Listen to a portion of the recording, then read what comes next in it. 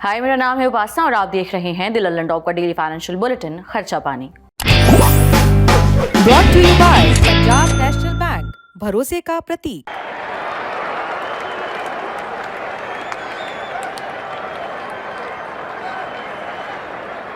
Corona महामारी से जब देश उभर रहा था, शेयर बाजार के निवेशक भी सटीक मौके की तलाश में थे। इसी दरमियान रेस्टोरेंट चेन बारबेक्यू नेशन ने अपना आईपीओ लॉन्च किया। आईपीओ माने कि जब कोई भी कंपनी शेयर मार्केट में लिस्ट होना चाहती है तो वो अपना आईपीओ लाती है। आईपीओ के जरिए कंपनी निवेशकों को अपने शेयर बेचकर पैसे जुटाती है ताकि कर्ज चुकाया जा सके या फिर बिजनेस को और बढ़ाया जा सके। आमतौर पर आईपीओ लाने का मकसद यही होता है, लेकिन इसके अलावा भी कई और रीजन हो सकते हैं। वहीं बारबेक्यू नेशन की खास बात ये थी कि ये देश की पहली ऐसी रेस्टोरेंट चेन थी जहां ग्राहकों की टेबल पर लाइव ग्रिल बुफे कॉन्सेप्ट को पेश किया गया था। लाइव ग्रिल बुफे का मतलब है आपके टेबल पर ही तंदूर और पहले से ही तय पैसे में अपनी पसंद का भरपूर भोजन का इंतजाम। बुफे सिस्टम तो आप शहर की शादियों और होटलों में सैकड़ों बार देख चुके होंगे। शहर क्या, आप तो गांव की शादियों और छोटे छोटे मौके पर भी बुफे सिस्टम खूब चलन में है। बुफे सिस्टम का मतलब है कि एक टेबल पर अलग अलग तरह के व्यंजनों की व्यवस्था, साथ ही इसमें आपको खाना परोसने के लिए कोई व्यक्ति नहीं आता है, खुद ही अपनी प्लेट में आपको अपनी पसंद का भोजन परोसकर खाना होता है। लेकिन बात चल रही थी बारबेक्यू नेशन के आईपीओ की। बारबेक्यू नेशन ने मार्च 2021 में 500 रुपए प्रति शेयर के भाव पर अपना आईपीओ लॉन्च किया और लॉन्च आते ही छा गया। लोगों ने इस आईपीओ के लिए खूब बोली लगाई। देखते ही देखते ये आईपीओ पूरा का पूरा सब्सक्राइब हो गया। पूरा नहीं बल्कि 6 गुना ओवर सब्सक्राइब हुआ। ओवर सब्सक्राइब तब होता है जब आईपीओ में जितने शेयर अवेलेबल हैं उसे खरीदने के लिए ज्यादा लोग आवेदन कर दें। इससे पता चलता है कि लोगों को भरोसा था कि बारबेक्यू नेशन कितना आगे ग्रो करेगा। ये भरोसा कितना गहरा था, इस बात से अंदाजा लगा सकते हैं कि 8-9 दिन के भीतर ही नवंबर 2021 में बारबेक्यू नेशन का शेयर 1946 रुपए के शिखर पर पहुंच गया। परसेंट के हिसाब से देखें तो इसके शेयरों में 290% की जबरदस्त तेजी आई। बाजार के विद्वानों ने कहा कि यह संभावित मल्टी बैगर स्टॉक बन सकता है। मल्टी बैगर माने कम समय में कई गुना रिटर्न देने वाला शेयर। बाजार के विद्वानों ने तर्क दिया कि कोरोना के बाद लोग खाने पीने और घूमने फिरने पर खर्च बढ़ाएंगे, इससे रेस्टोरेंट कारोबार में तेजी आएगी। मार्केट एक्सपर्ट्स ने यहां तक कहा कि डोमिनोज या मैकडॉनल्ड्स की तरह बारबेक्यू नेशन भी क्विक सर्विस रेस्टोरेंट की तरह तेजी से तरक्की कर सकता है। क्विक सर्विस रेस्टोरेंट यानी कि फटाफट खाना मुहैया कराने वाले रेस्टोरेंट। क्विक सर्विस रेस्टोरेंट में 2 तरह के रेस्टोरेंट आते हैं। एक जो बैठकर खाने की सुविधा नहीं देते हैं यानी टेक अवे की सुविधा देने वाले रेस्टोरेंट, और इसी तरह दूसरा होता है बैठकर यानी कि फटाफट डाइनिंग की सुविधा देने वाले रेस्टोरेंट, कैजुअल डाइनिंग रेस्टोरेंट जिन्हें कहा जाता है। बारबेक्यू नेशन इसी कैटेगरी का रेस्टोरेंट है। लेकिन हम बात कर रहे थे बारबेक्यू नेशन के भविष्य की। बारबेक्यू नेशन को लेकर की गई जानकारों की भविष्यवाणी सही भी साबित हो रही थी। ऐसा इसलिए क्योंकि फाइनेंशियल ईयर 2021 से 24 के बीच बारबेक्यू नेशन की जो टोटल इनकम है वो 507 करोड़ रुपए से बढ़कर 1255 करोड़ रुपए पर पहुंच गई। आय में करीबन 150% का इजाफा देखने को मिला। कारण कोरोना के बाद लोगों ने खाने पीने के लिए रेस्टोरेंट का रुख किया। पैसा आया तो कंपनी ने तेजी से एक्सपेंशन किया और कई शहरों में अपने रेस्टोरेंट खोले। लग रहा था कि बारबेक्यू नेशन की सक्सेस स्टोरी आगे भी जारी रहेगी, लेकिन आज की तारीख में ऐसा होता नहीं दिख रहा है। बारबेक्यू नेशन का शेयर फिलहाल अपने ऑल टाइम हाई से 80% से ज्यादा गिर चुका है। इसके चलते जिन निवेशकों ने हाई प्राइस पर शेयर खरीद रखे थे उन्हें भारी नुकसान हुआ है। क्या बारबेक्यू नेशन का बिजनेस मॉडल फेल हो गया है और आगे कंपनी के शेयरों में तेजी आएगी या मंदी, इसे बाजार के विद्वानों से विस्तार से समझेंगे।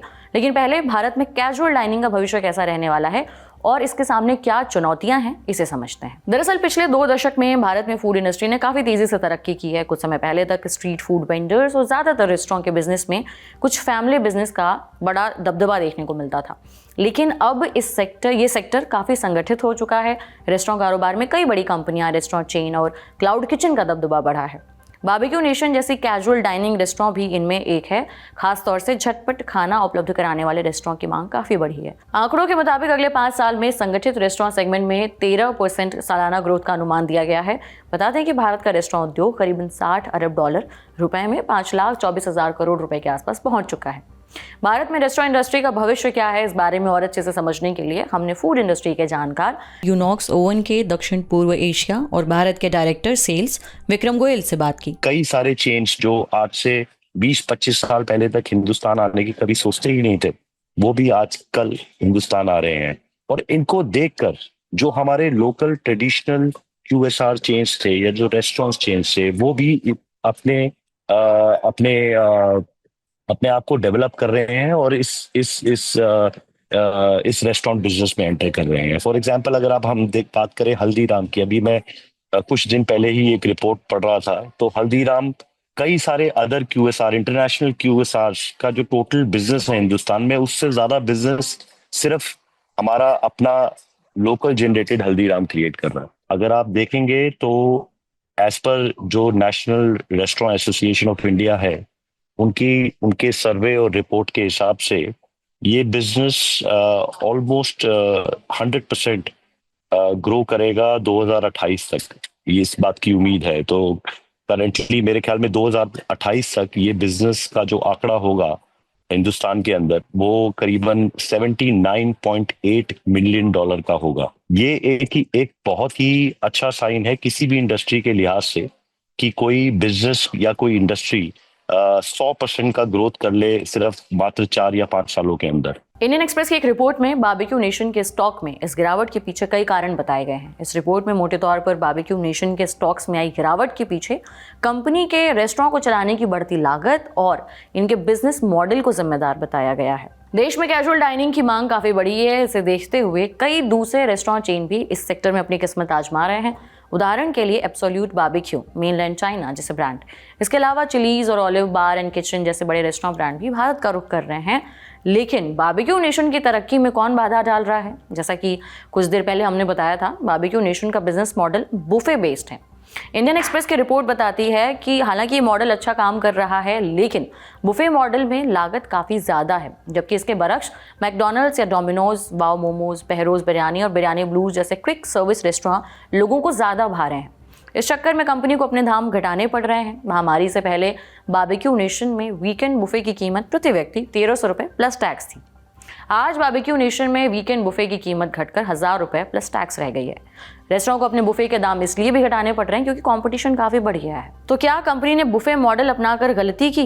बारबेक्यू नेशन का बुफे मॉडल बाकी फूड इंडस्ट्री के लिए कैसा रहने वाला है, इसे समझने के लिए हमने एक्सपर्ट से बात की। हिंदुस्तान की अगर आप नब्ज पकड़े, हम लोगों को as a race, as a नस्ल, हम लोगों को कम के अंदर बहुत ज्यादा पाने की हम लोग खुश हो जाते हैं कि हमें कम चीज के अंदर हमें बहुत ज्यादा मिले। तो बुफे बिजनेस का जो आइडिया है और जो कॉन्सेप्ट है हिंदुस्तान में, वो यहीं से पकड़ा गया है कि हमें चाहिए कि हम थोड़ा सा पैसा दे और हमें बहुत कुछ खाने को मिल जाए।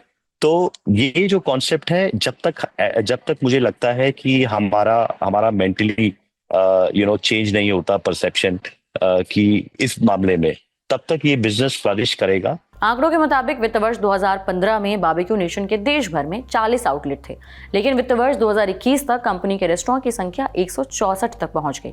आईपीओ के बाद तो कंपनी ने ताबड़तोड़ विस्तार किया, लेकिन अब कंपनी हाफती हुई नजर आ रही है। वित्त वर्ष 2024 तक कंपनी ने 300 प्लस आउटलेट का लक्ष्य रखा, लेकिन कंपनी अपना ये टारगेट पूरा नहीं कर सकी। फिलहाल कंपनी के केवल 226 रेस्टोरेंट हैं, जो शुरुआती अनुमान से काफ़ी कम है। हालांकि कंपनी के रेवेन्यू में इजाफा हुआ है, लेकिन लागत में और तेज़ी से इजाफा हुआ है। इससे बारबेक्यू नेशन के लिए फायदे में बने रहना काफ़ी चुनौती भरा साबित हो रहा है। रेस्टोरेंट के किराए की बढ़ती लागत के अलावा कर्मचारियों की सैलरी के खर्चे भी बढ़ रहे हैं। कंपनी के कर्मचारी लागत में सालाना आधार पर 6% की वृद्धि हुई है, इससे भी कंपनी का फायदा कम हुआ है। ऊपर से कंपनी पर काफ़ी कर्ज है। वित्त वर्ष 2024 तक बारबेक्यू नेशन पर 500 करोड़ रुपए से ज़्यादा का कर्ज चढ़ा हुआ था, जो इसे रेस्टोरेंट सेक्टर में सबसे ज़्यादा कर्ज वाली कंपनियों में से एक बनाता है।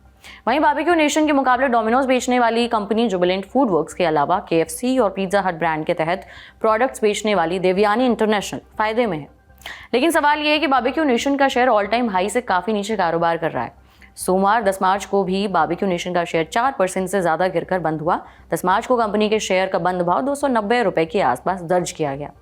इस तरह से जब कंपनी का शेयर लिस्टिंग प्राइस से भी काफ़ी सस्ता मिल रहा है, तो निवेशकों को क्या करना चाहिए, ये समझने के लिए हमने मार्केट एक्सपर्ट रवि सिंह से बात की। देखिए, सस्ता है तो अच्छा है ये नहीं कहा जा सकता, क्योंकि इस समय बारबेक्यू नेशन के जो शेयर है उस पे 76% की गिरावट 5 साल में देखने को मिली और हाल फिलहाल में 3 महीने में 42% की गिरावट देखने को मिल चुकी है। फिलहाल इस स्टॉक के फंडामेंटल को देखते हुए इस स्टॉक से दूरी बनानी चाहिए और यहां पर इन्वेस्टर को दूर रहना चाहिए। अभी गिरावट और बढ़ सकती है। इस शेयर में करेक्शन की बात करें तो 10 से 12% तक की गिरावट और देखने को मिल सकती है। तो इन्वेस्टर पॉइंट ऑफ व्यू से इस स्टॉक से यहां पर दूरी बनाने में ज्यादा समझदारी है। इस तरह से देखें तो बारबेक्यू नेशन का संकट पूरी इंडस्ट्री का संकट नहीं है, कंपनी का बिजनेस मॉडल और दूसरे कारण रेस्टोरेंट चेन के लिए परेशानी पैदा कर रहे हैं। बता दें कि फूड इंडस्ट्री देश में रोजगार मुहैया कराने में भी काफी आगे है। आने वाले दिनों में फूड इंडस्ट्री में कितनी नौकरियां पैदा होने वाली हैं, इसे समझने के लिए भी हमने एक्सपर्ट से बात की। जहां तक जॉब क्रिएशन की बात है, आपको जानकर हैरानी होगी कि ये सेक्टर आज फिलहाल 2025 में जब हम बैठे हैं तो फिलहाल ये करीबन 7 मिलियन लोगों को इस सेक्टर ने एम्प्लॉय कर रखा है, और जो कि मेरे हिसाब से बहुत ही अच्छा एक नंबर है। और इस नंबर को अगर मैं again national restaurant association of India की रिपोर्ट अगर मैं अगर मैं रेफर करता हूं तो ये आंकड़ा जो है करीबन 10.8 मिलियन तक ग्रो करेगा 2025 तक 2028 तक, सॉरी। तो अगेन जॉब क्रिएशन के हिसाब से भी ये सेक्टर जो है बहुत ही एक ऐसा सेक्टर है जो कि कभी फेल नहीं होगा, क्योंकि और इस सेक्टर के अंदर जॉब क्रिएशन में भी आपको हर साल मेरा तो सिर्फ ये दरखास्त रहेगा सरकार से कि सरकार भी अगर इस पे फोकस करे थोड़ा सा, और हालांकि वो कर रहे हैं कई चीजें। अगर मैं अपने 15 साल में देखूं तो हम बहुत ही उन्नति कर चुके हैं इस सेक्टर के अंदर, बट अगर सरकार और इस सेक्टर को थोड़ा और बढ़ावा दे तो ये जो 10.8 मिलियन का आंकड़ा है, मेरे ख्याल में हम इस आंकड़े को भी बीट कर सकते हैं। और सरकार के लिए ये एक ऐसा सेक्टर है जहां पर अगर उनको बाकी सेक्टर्स में तंगी हो रही है जॉब क्रिएशन की, तो ये एक ऐसा सेक्टर है जहां पर हमारे पास बहुत ही ज्यादा क्षमता है कि हम इस सेक्टर के अंदर जॉब को और कई ज्यादा क्रिएट कर सकते हैं। आज के लिए इस बुलेटिन में इतना ही। ये बुलेटिन आपके लिए लिखा था हमारे साथी प्रदीप यादव ने। आपको कैसे लगी जानकारी हमें जरूर बताएं कमेंट बॉक्स में। अगले एपिसोड तक अपना ख्याल रखें और देखते रहिए लंदन टॉप। शुक्रिया।